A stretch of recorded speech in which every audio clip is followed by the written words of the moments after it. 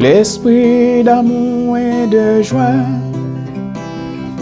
l'esprit de Jésus-Christ, à toi j'étais destiné. Tu es mon plus grand bien. Esprit d'amour et de joie, esprit de Jésus-Christ, oh, à toi j'étais destiné. Tu es mon plus grand bien. Bonsoir mes frères et sœurs, vous qui m'écoutez encore une fois partout dans ce monde, en Afrique, en Europe, en Asie, en Amérique, partout. Je vous salue dans le précieux nom de notre Sauveur et Seigneur Jésus-Christ. C'est avec une immense joie, un grand plaisir de pouvoir entrer chez vous encore une fois pour partager la parole du Seigneur. Donc nous sommes appelés à ça. La Bible dit, malheur à moi si je n'annonce pas l'évangile, car la nécessité m'en est imposée. Donc encore une fois, un grand bonsoir, un grand bonjour à chacun de vous. La semaine passée, nous avons parlé de ce sujet. Qu'est-ce qu'il y a de plus précieux que le Seigneur peut-il donner à quelqu'un? Et le docteur Luc, après avoir fait des recherches exactes, il a conclu sous la dictée du Saint-Esprit en disant dans Luc chapitre 11, verset 13, « Si vous savez donner de bonnes choses à vos enfants, vous qui êtes méchants, vous savez donner de bonnes choses à vos enfants, combien à plus forte raison votre Père Céleste ne vous donnera-t-il pas le Saint-Esprit à ceux qui le lui demandent? » Donc, nous voyons par là que le Saint-Esprit est le cadeau le plus précieux que le Seigneur, le Créateur, peut donner à quelqu'un. Mais aujourd'hui, nous allons continuer dans ce même sujet. Donc, si Dieu a trouvé, c'est important, c'est très très nécessaire, c'est un impératif même pour que ses disciples puissent avoir le Saint-Esprit, nous devons poser la question, mais pourquoi Dieu nous a donné le Saint-Esprit? Pourquoi Dieu nous a donné le Saint-Esprit? Dieu nous a donné le Saint-Esprit premièrement pour que vous et moi, nous puissions connaître sa volonté. Personne ne peut connaître la volonté de Dieu avec son cerveau, avec sa capacité financière, avec son pouvoir, sa richesse, sa connaissance, etc., etc. On peut connaître la volonté de Dieu si et seulement si nous sommes habités par le glorieux Saint-Esprit.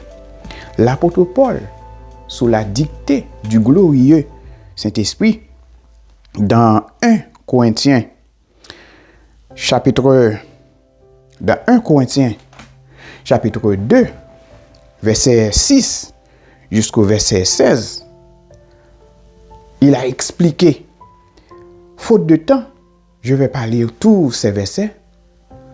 Vous avez la responsabilité de méditer la parole. Vous allez lire 1 Corinthiens chapitre 2, verset 6 jusqu'au verset 13.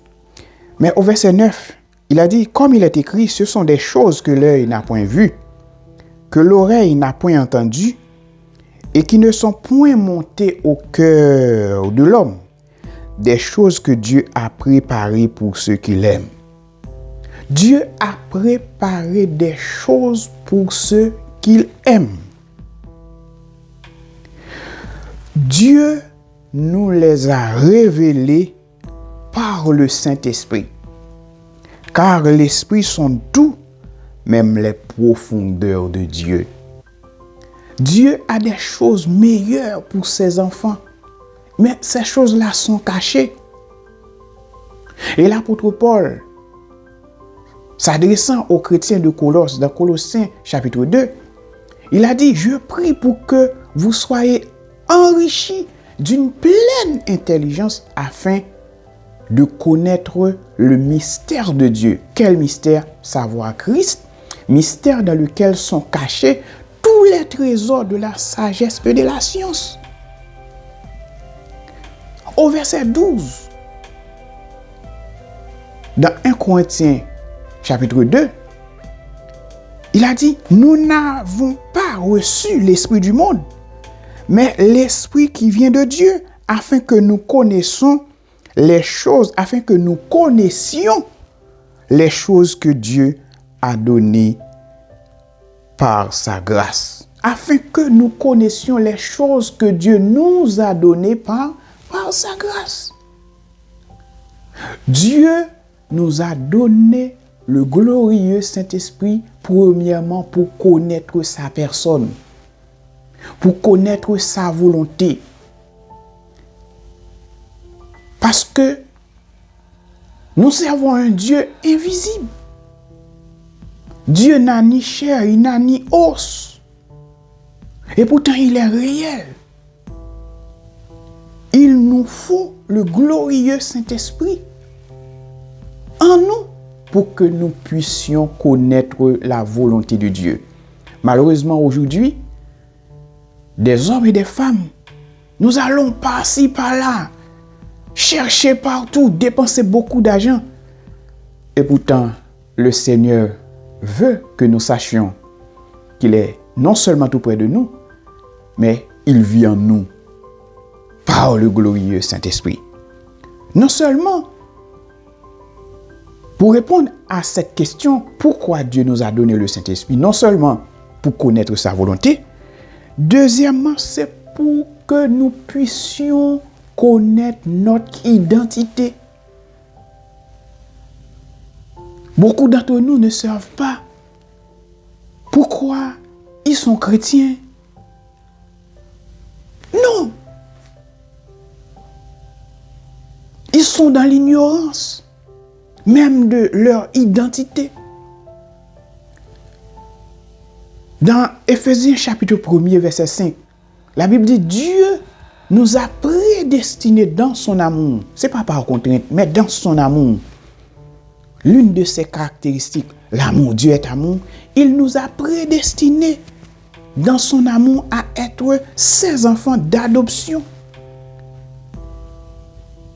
Dieu nous a donné son glorieux Saint-Esprit pour que nous puissions savoir, ou bien pour que nous connaissions notre identité. Nous sommes enfants de Dieu. Nous avons été adoptés dans la famille de Dieu. La Bible dit, dans Romains chapitre 8, verset 16, il dit, l'Esprit rend témoignage à notre esprit que nous sommes enfants de Dieu. Pour que je sache qui je suis, il faut que le glorieux Saint-Esprit rende témoignage à mon esprit que je suis enfant de Dieu. Non seulement nous avons été adoptés dans la famille de Dieu, mais quand nous persévérons, quand nous commençons à réaliser ou bien à vivre, à connaître l'amour de Dieu, sa fidélité, sa bonté, dans la prospérité, dans la souffrance, devant les circonstances de la vie, la Bible le dit, à ce moment-là, nous pouvons laisser l'étape enfant pour aller vers l'étape fils. Dans Romains 8, verset 14, la Bible dit, tous ceux qui sont conduits par le Saint-Esprit sont fils de Dieu. Quelqu'un peut être mon enfant, mais je n'ai pas des traits héréditaires en lui, parce que c'est un enfant adopté. Il se peut bien qu'il ne me ressemble pas, parce que c'est un enfant adopté. Mais le Seigneur me dit, non seulement il m'a adopté, mais si je persévère, si je marche malgré les circonstances de la vie, je peux devenir son fils. Parce que être fils de quelqu'un, c'est avoir les caractéristiques de ce quelqu'un-là. Si Dieu est bon, puisque je suis fils, je suis bon. Si Dieu est saint, je suis saint. Si Dieu est amour, je peux expérimenter cet amour parce que je suis devenu fils de Dieu. Et pour que je sois dans cette situation, connaître en réalité cette identité, il faut que le Saint-Esprit rende témoignage à mon esprit que je suis non seulement enfant de Dieu, mais je suis fils de Dieu. Frère avec ce mieux, moi connais nous troublés, nous cap vivre en situation difficile, en pile autorité dans le pays d'Haïti surtout abandonné pour une raison pour l'autre, je ne juge pas. Mais dans un moment difficile ça yo, m'a dit apprendre à méditer la parole de Dieu. Dieu lui existait. Dieu lui réel. Bon Dieu bon. Bon Dieu voulait faire route à coup. Mais il faut que nous commencions par le commencement. Non seulement connaître l'amour de Dieu manifesté en Jésus-Christ pour nous sur le bois infâme du calvaire, mais pour que ces choses-là sortent de l'ordinaire, pour que ces choses en réalité deviennent une réalité dans notre vie, il nous faut avoir en nous le glorieux Saint-Esprit. C'est cette leçon-là que l'apôtre Paul voulait enseigner aux chrétiens de Corinthe lorsqu'il disait « Ne savez-vous pas que vous êtes habités par le Saint-Esprit? Ne savez-vous pas que votre vie est le temple de Dieu? » Oh mes frères et sœurs, quand vous faites cette expérience, vous pouvez chanter de la même manière que ce auteur l'a chanté. Je vis au ciel, déjà sur cette terre. En attendant son glorieux retour, je suis gardé par lui de jour en jour. Si vous n'avez pas encore réalisé que vous êtes habité par le Saint-Esprit, je vous invite dès aujourd'hui même à vous dépouiller de vos raisonnements, de vos pensées charnelles, parce que les pensées de l'homme ne peuvent pas comprendre les choses de Dieu. Dieu nous aime, mais nous devons être à l'écoute de Dieu. Dieu, il est lié, j'aime dire ça, par sa parole.